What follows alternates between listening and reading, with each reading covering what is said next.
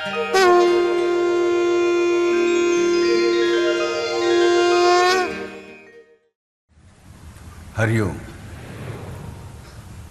नाभिं जाम्बवदाश्रयः मध्यम पातु खरध्वंसी नाभिं जाम्बवदाश्रयः.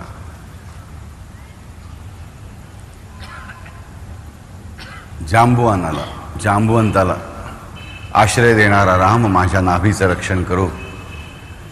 जांबुवंताला आश्रय देणारा राम माझ्या नाभीचं रक्षण करतो. नाभी बेंबी ज्याला मराठीमध्ये म्हणतो, अंबिलिकस. नाभी म्हणजे का?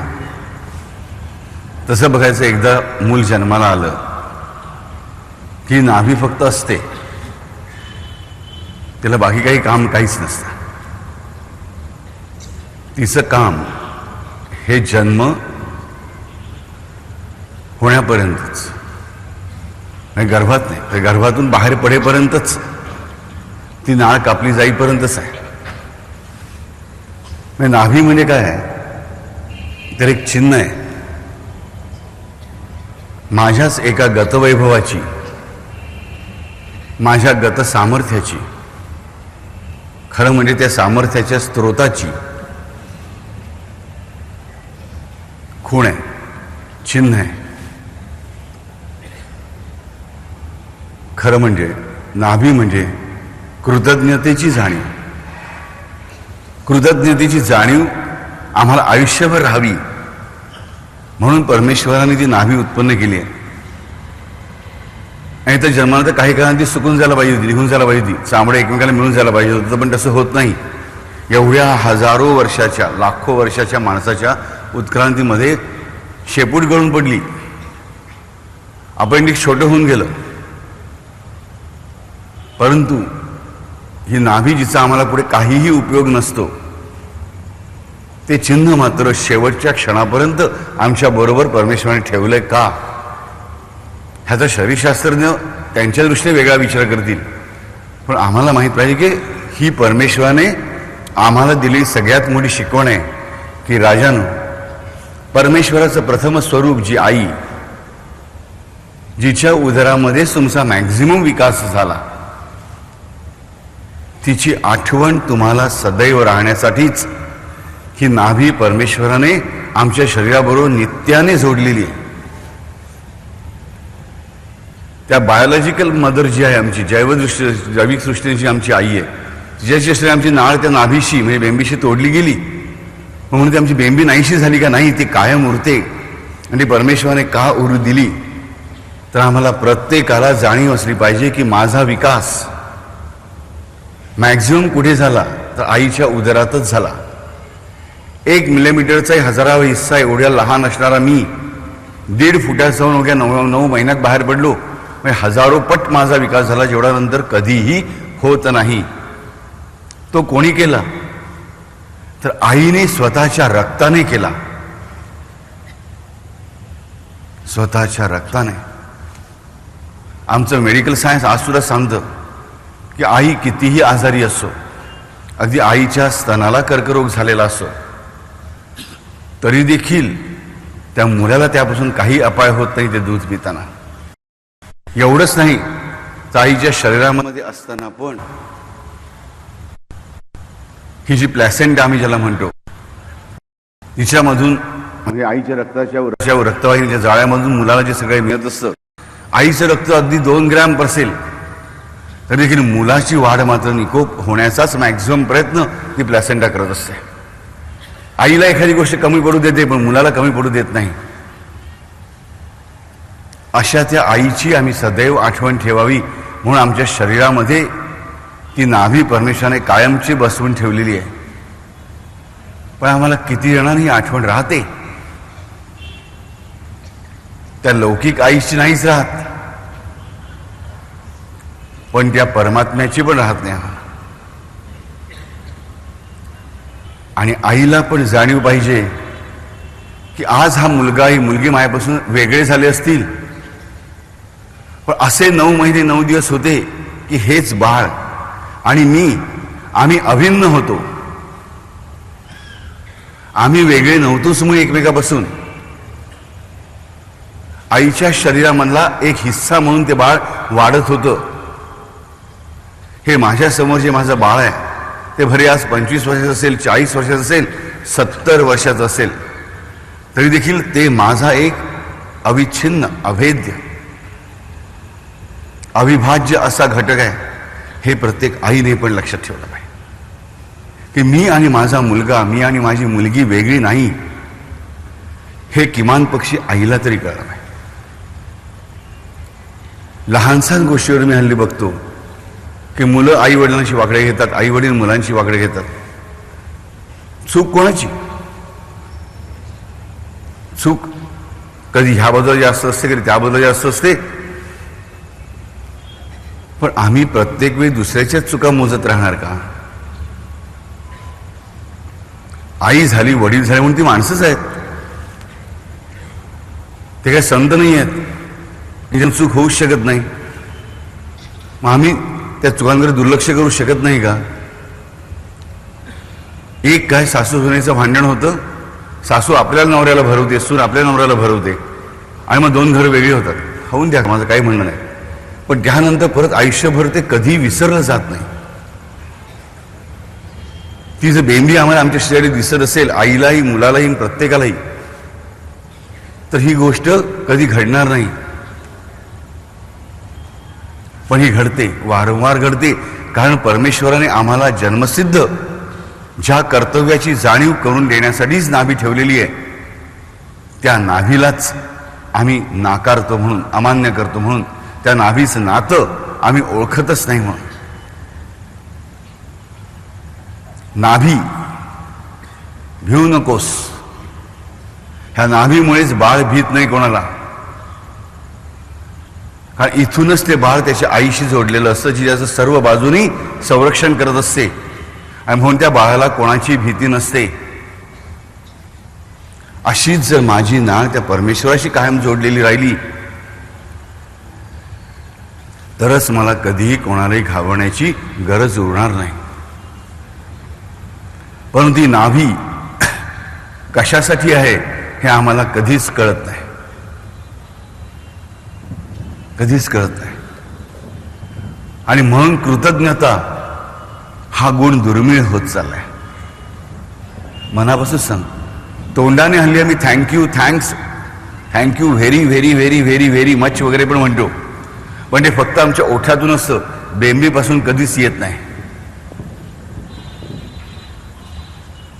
आम्ही हा वाक्प्रचार नेहमी माडीमध्ये वापरतो की तो पोटापासून कधीच बोलत नाही, तो फक्त तोंडाने बोलतो, त्याची फक्त जीभ बोलते. आमचं अध्यात्मशास्त्र सांगतं की 4 वाणी आहेत. वैखरी, जी इतर ऐकू शकतात. मध्यमा, जी इतर ऐकू शकत नाही पण त्या माणसाला ऐकू येते किंवा जाणवते. तिसरी पश्यंती, जी मनाच्या आणि चित्ताच्या सीमेवरती कुठेतरी निवास करते. आणि चौथी परावाणी, की जी अल्टिमेट वाणी आहे एका मानवासाठी, ती कुठे राहते तर बेंबीमध्ये राहते, बेंबी जवळ राहते, नाभी स्थानी राहते. परावाणी म्हणजे जगदंबा. नाभी हेच जगदंबेचं स्थान काय, त्या मूळ सरस्वतीचं स्थान काय, त्या मूळ वाणीचं स्थान काय. कारण ती नाभीच, बघा, वाणी म्हणजे काय तर एकाचं दुसऱ्याशी कम्युनिकेशन म्हणजे संपर्क करण्याचं साधन. वाणी म्हणजे काय तर एकाचं दुसऱ्याशी संपर्क करण्याचं साधन. आणि बाळ पहिला संपर्क कोणाशी करतं तर आईशी. आणि कुठल्या माध्यमातून तर या नाभीच्याच माध्यमातून, म्हणजे बेंबीमधूनच. म्हणजे बेंबी हे आमच्या वाणीचं प्रथम स्थान डेफिनेटली आहे. कारण प्रथम संपर्क दुसऱ्याशी हा बेंबीद्वारेच आहे. पण तो दुसरा सुद्धा कोण आहे तर कोण आहे, ती आईच आहे. आणि दुसरा कशी की तिचं शरीर आणि माझं शरीर त्या क्षणाला वेगळंच नाही आहे.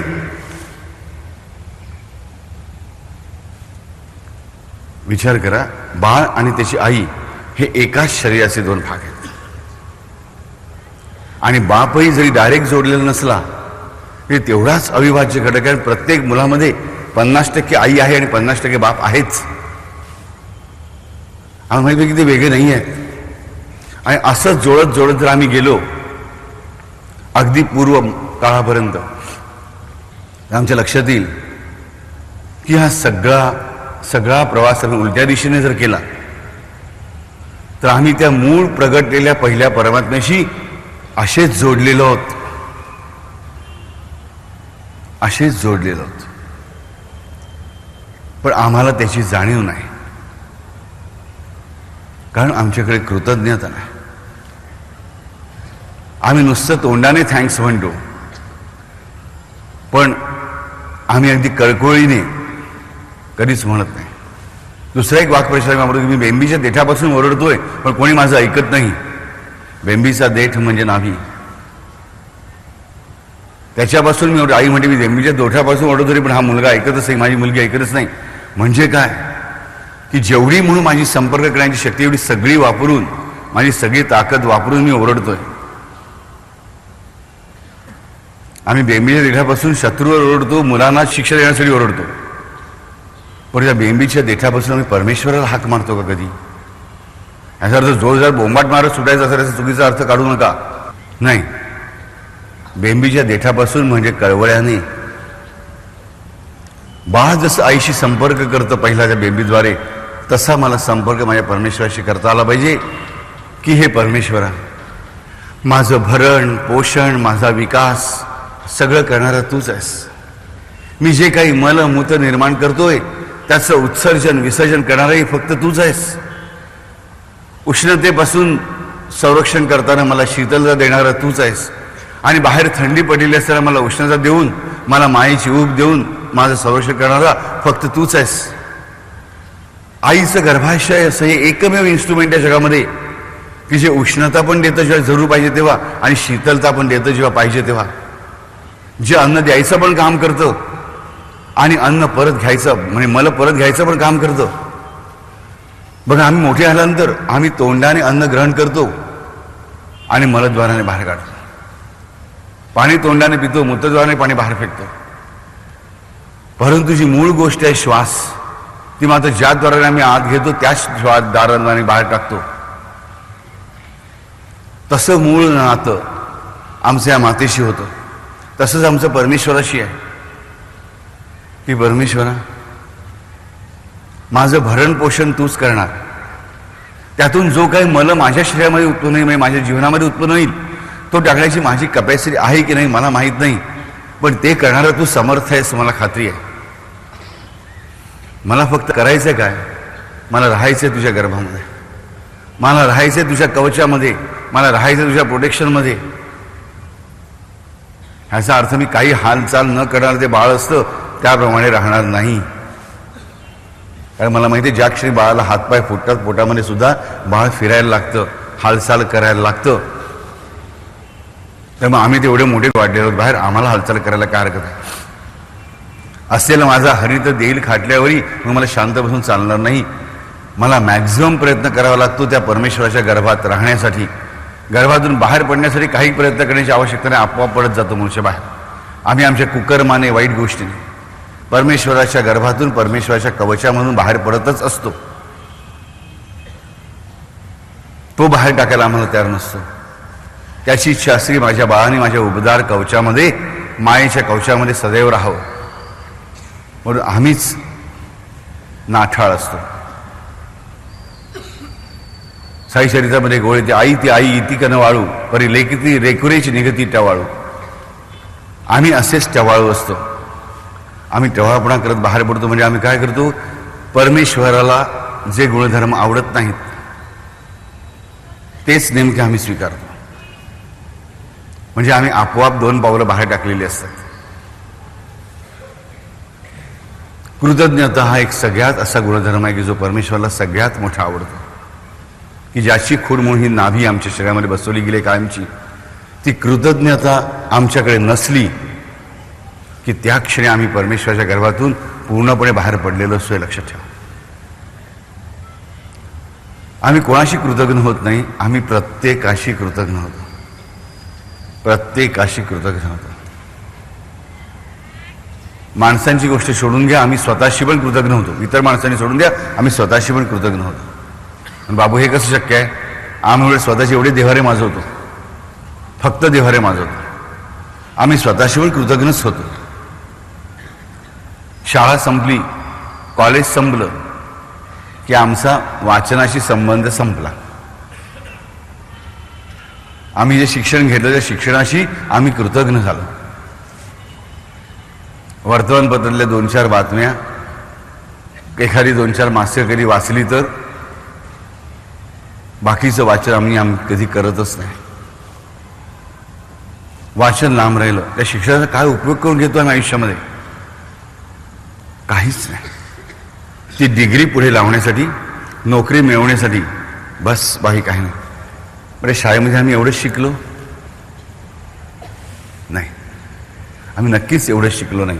अनेक गोष्टी शिकलेल्या असतात. आम्ही त्या वयामध्ये इतिहास शिकलेला असतो, आम्ही भूगोल शिकलेला असतो. त्या इतिहासामध्ये सुद्धा अनेक गोष्टी आमच्या आठवणीतल्या असतात. सणावळ्या विसरलो ना हरकत नाही.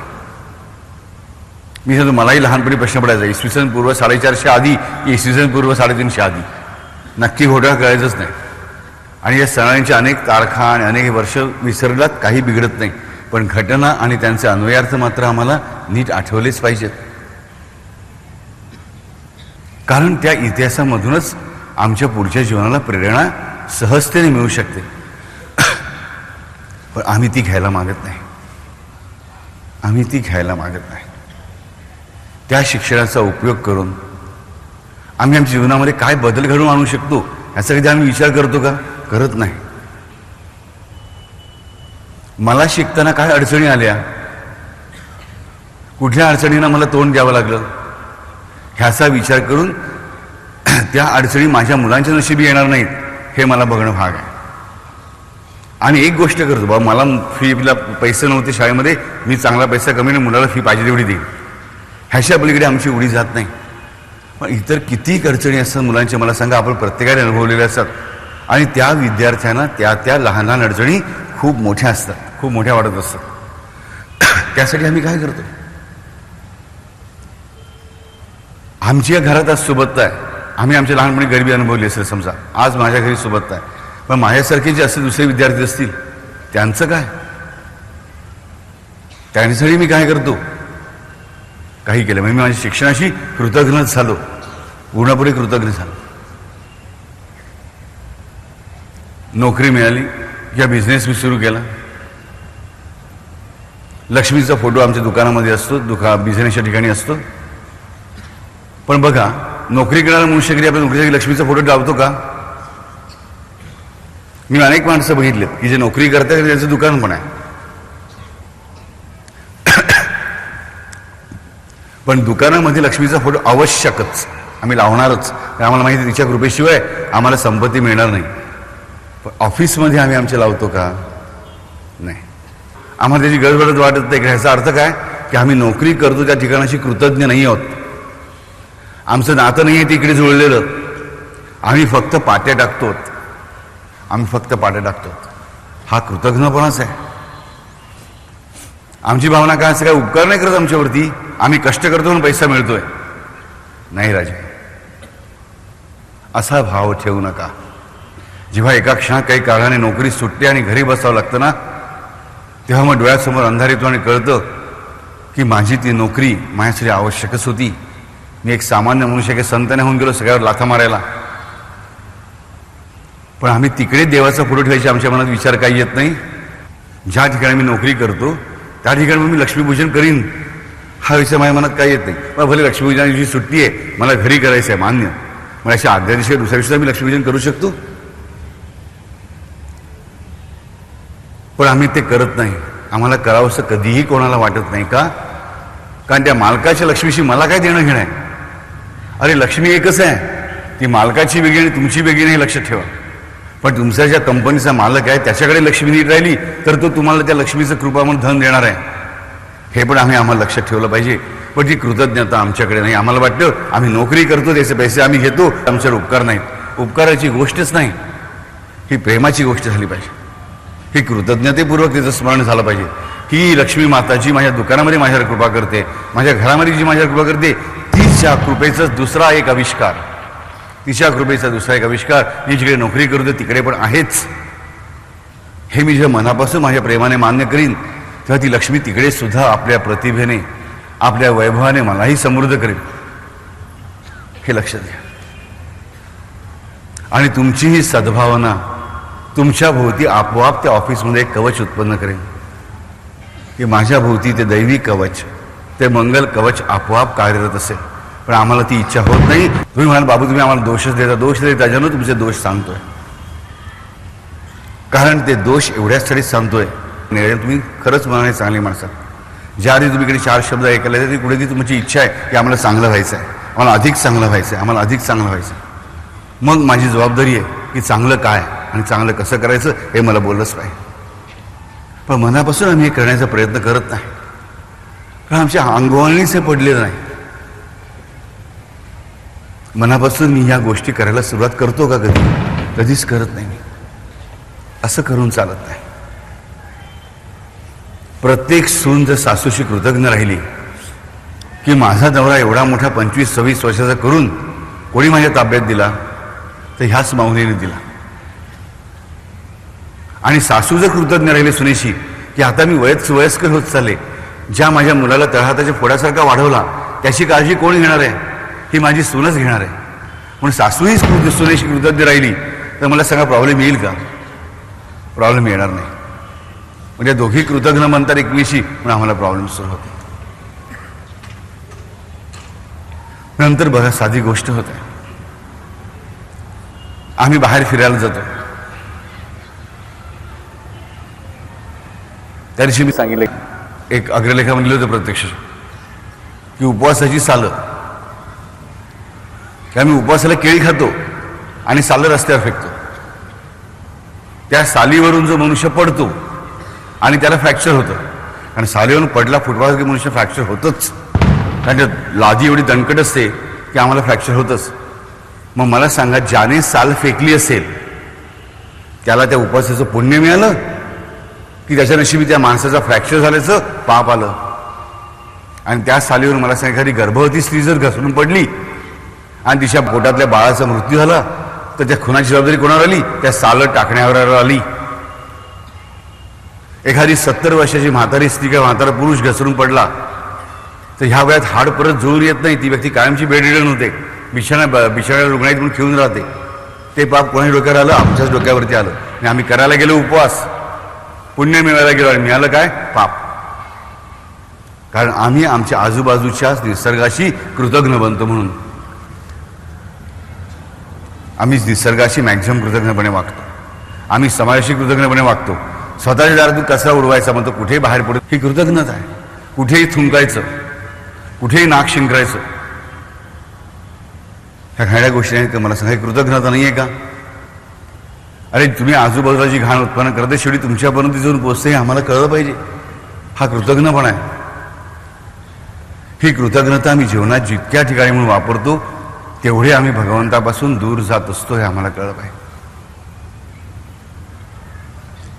भगवंताशी तर आम्ही मॅक्झिमम कृतज्ञपणे वागतो.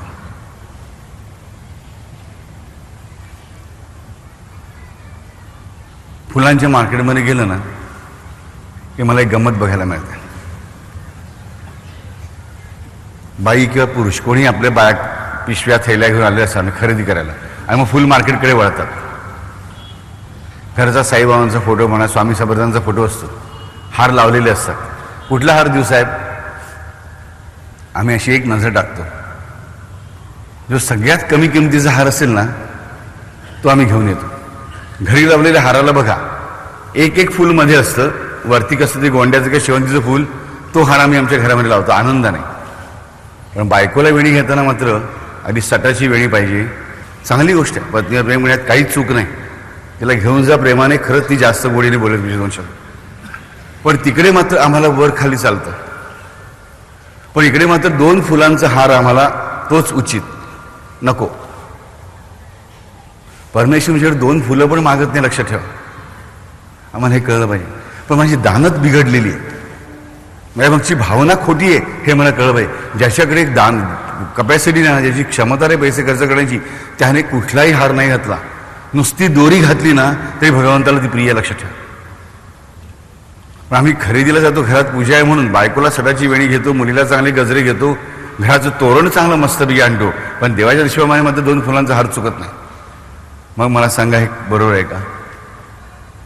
अरे तुळशी कशाला विकत आणायच्या? त्या बाजूला आहेत ना, त्यांच्या घरामध्ये आहे तुळस, झोपले की काढून आण. पुण्य कोणाला जाणार आहे माहितीये? ज्याच्या घरातली तुळस तुम्ही चोरलीत त्याला. कारण तो त्या झाडाला पाणी घालतोय, त्याने लावले म्हणून. तुळशी मातेची सेवा कोणी केली? त्याने केली.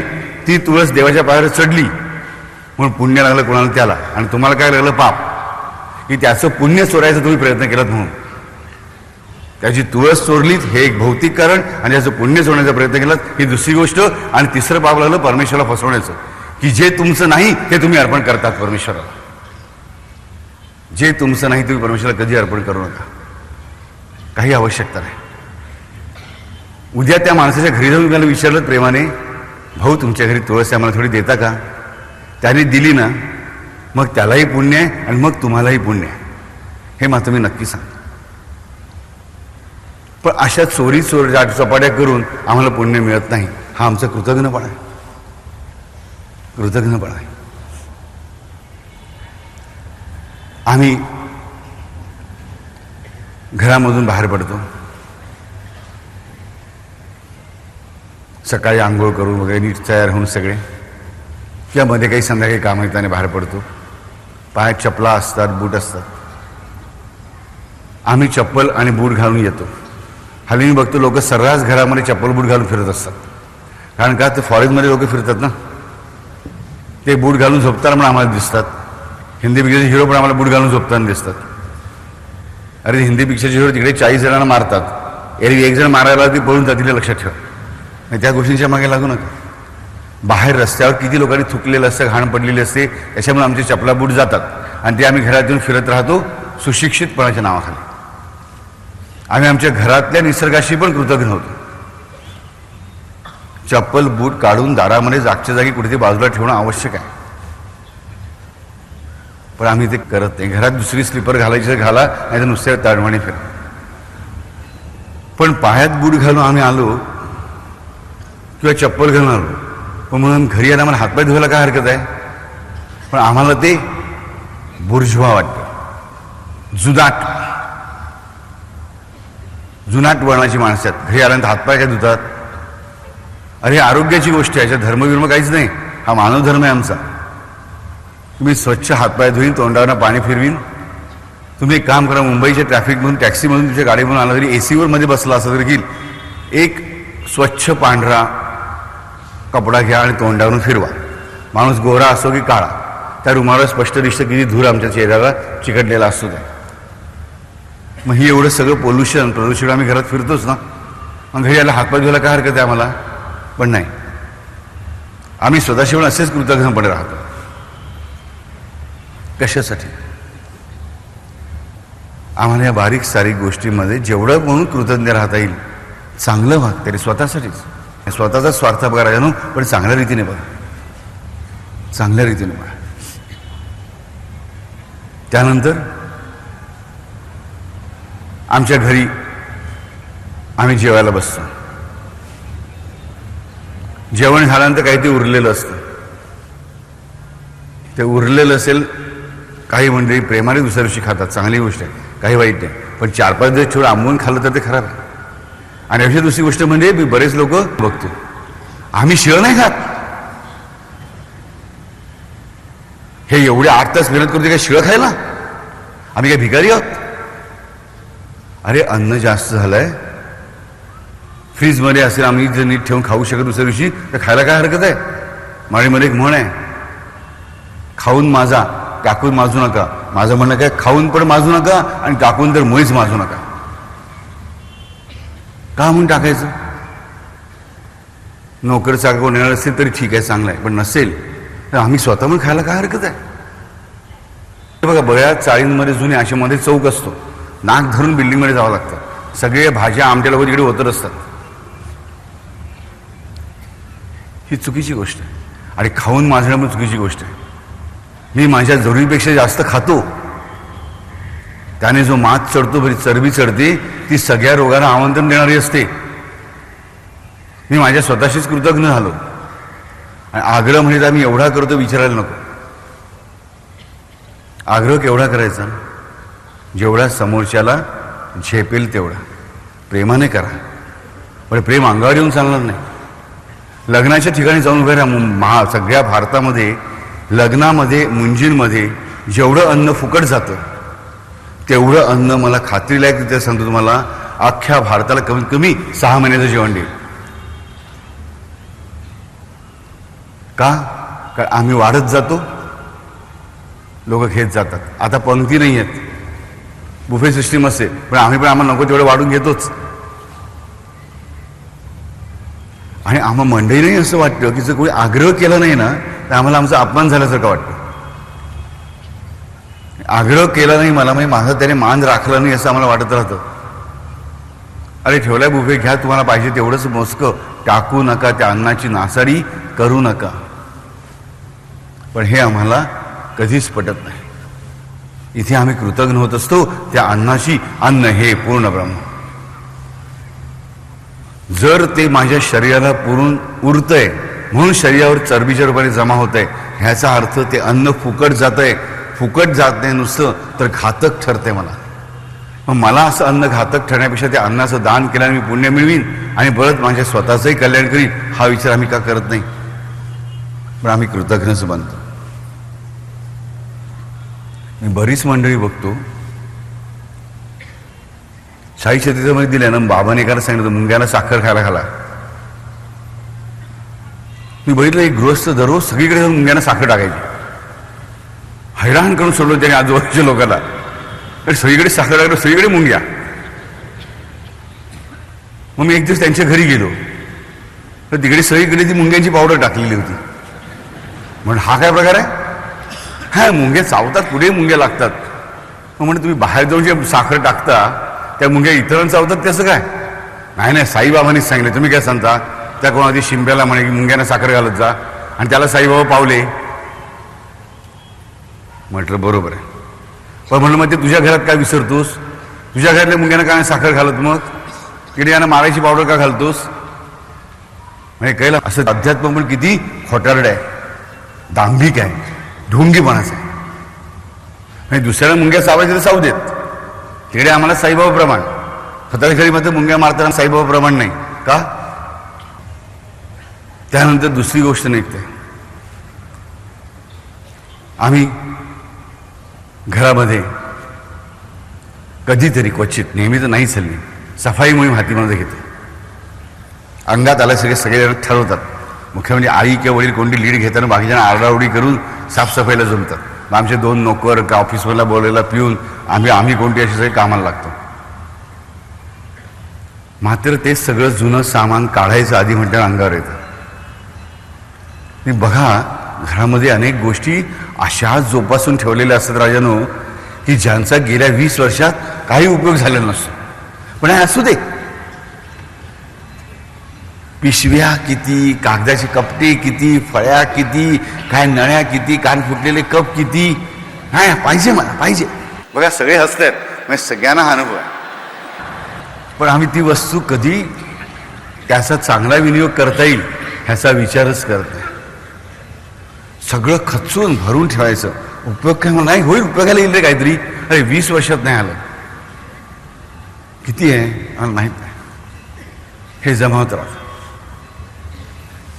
लग्न समारंभाला आम्ही भेटवस्तू घेऊन जातो. आहेर,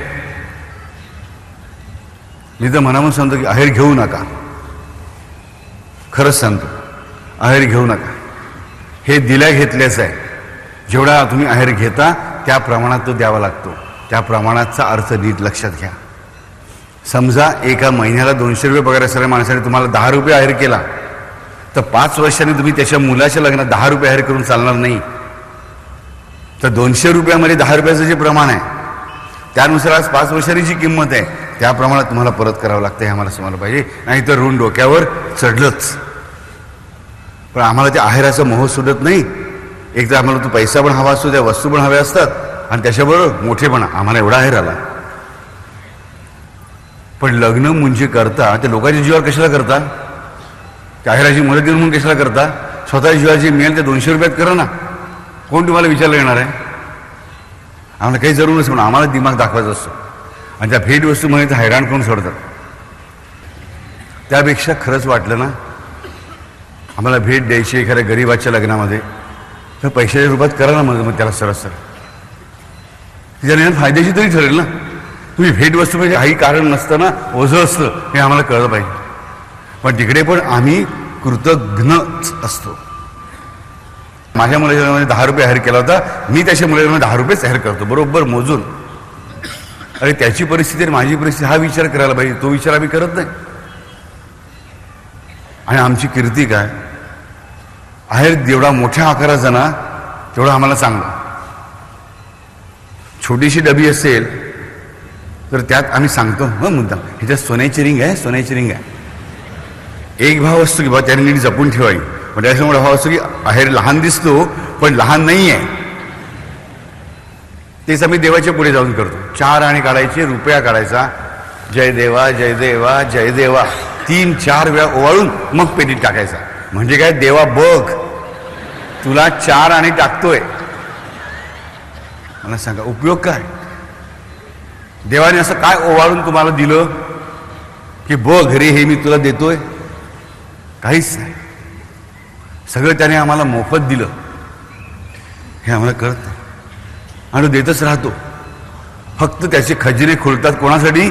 जो मनापासून परिश्रम करतो आणि परमेश्वराच्या मार्गावर त्यासाठी परमेश्वर अधिकाधिक पेटारे उघडत जातो. पण आम्ही तिथे पण कृतज्ञच बनतो. आणि ही कृतज्ञताच आम्हाला कायम परमेश्वराच्या गर्भातून बाहेर ढकलत राहते. कारण ही कृतज्ञता म्हणजेच आमची नाभी, म्हणजेच आमची बेंबी. आम्हाला हेच कळत नाही, अजिबात कळत नाही. आम्हाला सगळ्यांना गोष्ट माहिती असते की बाबा संत ज्ञानेश्वर चित्रपट बघितलेला असतो किंवा कुठे कथा वाचलेली असते, कीर्तन ऐकलेलं असते. ही भावंड 4 लहानपणीच आई वडील यांना सोडून गेले. त्या समाजाच्या क्रूर वागणुकीमुळे त्यांना आत्मघात करावा लागला. ही बाळ रस्त्यावर पडली, त्यांनाही समाजाने कुठेही प्रेमाने वागवलं नाही. कोणी भिक्षा पण देत नव्हतं. बिचाऱ्या कोणातरी गरिबा गुरुबांच्या अशा लांब गावापासून लांब अशा लोकांकडून भिक्षा मागून आपला उदरनिर्वाह करत होते. पण त्यांनी समाजाला काय दिलं? त्यांनी समाजाला प्रेम दिलं. अनंत जन्मांना अनंत पिढ्यांना पुरून उरेल अशी ज्ञानेश्वरी दिली.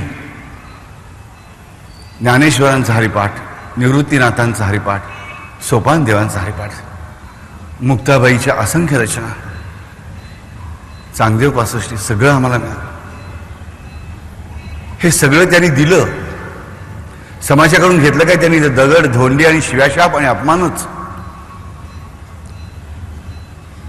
साक्षात महाविष्णूचा अवतार असणारा ज्ञानेश्वर ह्याने काय सुख मिळवलं आयुष्यामध्ये मला सांगा? दगड धोंडेच खाल्ले लोकांचे. अनाथ संन्यासीची पोरं म्हणून हिणून घेतलं ना. पायात काटे बोचत असताना सुद्धा पैठणची वारी पुढे केलीच ना. पायाला पाहणं बांधलीच त्याने नाही. चमत्कार करून स्वतःच्या पायाखाली मऊ कापूस उत्पन्न केला हे आम्हाला समजलं पाहिजे. जो दगडाची भिंत नेऊ शकला पुढे उचलून, त्याला मला काय सांगा पायातल्या काड्याचं रूपांतर फुलात करता आलं नसतं. पण त्याने कधीही केलं नाही. ह्या भगवंताने प्रत्येक अवतारामध्ये आमच्यासाठी असंख्य दुःख झेलली आहेत. हे आम्ही कधी लक्षात घेणार? असंख्य दुःख त्या प्रत्येक अवताराला आम्ही समाजाने वारंवार दिली, पण त्याने मात्र आमच्यावर कधी अपकार केला नाही. तो देहात असताना पण आणि देह सोडून गेल्यावर पण आमच्यावर फक्त उपकारच करतो. आणि आम्ही मात्र तो असताना देहादी त्याची कृतज्ञ, तो गेल्यावर तर अधिकच कृतज्ञ. का?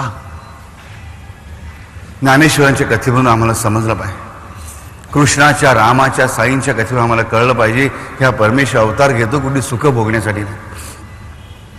आमच्या लक्षात की कुठल्याही सामान्य मानवाच्या 1000 पट दुःख हा परमात्मा जेव्हा सगुण रूपात येतो तेव्हा भोगत असतो. आम्हाला कृतज्ञ नाही करता येणार अशा भगवंताशी ज्ञानेश्वर विचार करा किती वर्षाचे होते. 5 वर्षाची मुक्ताबाई, 7 वर्षाचे सोपानदेव, 10 वर्षाचे ज्ञानेश्वर, 13 वर्षाचे निवृत्तीनाथ. आभाळ फाटलं असेल. मला सांगा, अशी असंख्य दुःख झेलली तरी देखील त्यांनी जगावर मात्र अनंत उपकार केले. जो रेड्याकडून वेद वधून घेऊ शकला तो समाजाच्या हृदयाला मात्र पाझर फोडू शकला नाही. हे इथे लक्षात घ्या की रेड्यासारख्या बुद्धिहीन प्राण्याकडून जो वेद वधून घेऊ शकला तो हरला कुठे? तर धर्माच्या नावाखाली दंभ, धूर्तपणा, खोटेपणा, दांभिकपणा करणाऱ्या लोकांच्या हृदयाला मात्र तो पाझर फोडू शकला नाही. हे आम्हाला कळलं पाहिजे. तुम्हाला वाटतं आम्ही वाईट वागावं आणि देवाने आम्हाला पाहिजे तेव्हा तसं सुधारावं? नाही. आम्हाला पूर्ण बुद्धी स्वातंत्र्य, कर्मस्वातंत्र्य परमेश्वराने दिलेलं आहे आणि त्यात तो कधीही ढवळाढवळ करत नाही. नाही तर ज्ञानेश्वरांना सहज शक्य होतं.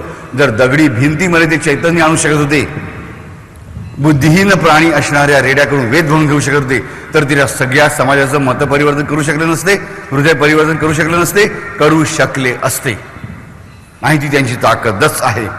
पण तो त्याचा नियम आहे की प्रत्येक मानवाला मी बुद्धी स्वातंत्र्य दिलेलं आहे, त्यामुळे त्या स्वातंत्र्याच्या आड मी कधीही येत नाही आणि येणार नाही. त्याने त्याच्या बुद्धीचा वापर करूनच वागायला पाहिजे. मग त्यासाठी भले मला किती दुःख भोगावं लागलं तरी मी परत परत येऊन भोगत राहीन, परंतु त्याच्या स्वातंत्र्याच्या आड मात्र मी कधीही येणार नाही. हा त्या महाविष्णूचा बाणा आहे आणि म्हणूनच ज्ञानेश्वरांनी दुःख भोगलं. आम्ही साईनाथांना बघतो रानावनात फिरताना, आम्ही साईनाथांना बघतो प्रत्येक गोष्ट स्वतः करताना. आम्ही साईनाथांची ती गोष्ट वाचतो की त्या भक्त स्त्रीच्या मुलाच्या अंगावर ताप येतो, प्लेग सरतो, गाठी टटळून उठतात. साईबाबा आपली कफनीवर करून ते दाखवतात की बाई बघ, ह्या अंड्या एवढ्या, हे मला पण स्पष्ट म्हणा, कुक्कुटाच्या अंड्या एवढ्या, कोंबडीच्या अंड्या एवढ्या 2 मोठ्या गाठी आलेल्या असतात. हा भगवंत सुख भोगताना आम्हाला कधीच दिसलं नाही, लक्षात ठेवा. आम्ही त्या कथा नुसत्या ऐकतो, आमच्या मनामध्ये हा विचार येत नाही की मी ह्याला सुख देईन माझ्याकडून तरी. मला बाकीच्या समाजाचं माहीत नाही, पण देवा माझ्यासाठी तू अनंत हस्ताने सतत काही ना काही करत राहतोस.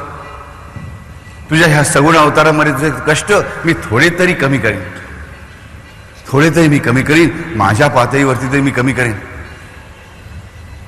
आम्ही कृतज्ञ असतो नाही. आम्हाला फक्त दगडी देव हवा असतो. आम्हाला चालता बोलता देव आला तर आम्ही त्याला घाबरतो, करतो, आम्हाला नकोसा असतो. दगडी देव सुद्धा कसा? तर जो आमचे नवस आम्ही बोलावेत, आम्हाला पाहिजेत तेव्हा फेडावेत, आणि त्याने मात्र फक्त आमचं भलंच करावं. आम्हाला उपदेश करू नये, आम्हाला शिक्षा करू नये, आम्हाला सजा करू नये.